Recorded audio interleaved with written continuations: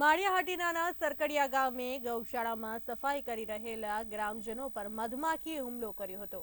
સરકડિયા ગામની ગૌશાળા નજીક વારંવાર દીપડાના આટાફેરા કરતા હોય ત્યારે દીપડાના આટાફેરાને કારણે સ્થાનિકો દ્વારા આસપાસના બાવડા જેવા ઝાડી ઝાકરા હટાવવાની કામગીરી ચાલતી હતી। ઝાડી ઝાકરા હટાવતા વખતે બાવળ પર બેઠક મધમાખીનું ઝુંડ એકાએક ઉડતા કામ કરી રહેલા 8 થી 9 વ્યક્તિને ઇજા પહોંચાડી હતી।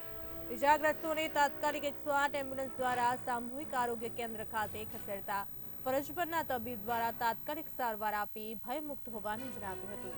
આ બનાવથી નાના એવા સરકડિયા ગામના લોકો માળિયા સામૂહિક આરોગ્ય કેન્દ્ર ખાતે દોડી ગયા હતા। ગઈ રાત્રે અમારી ગૌશાળામાં એક દીપડાનો હુમલો થયો હતો, જેના લીધે એક વાછરડાનું તેણે મોત ઉતાર્યું હતું। આજુબાજુમાં બાવરડા હતા, તેની સાફ સફાઈ માટે આજરોજ કામગીરી ચાલતી હતી।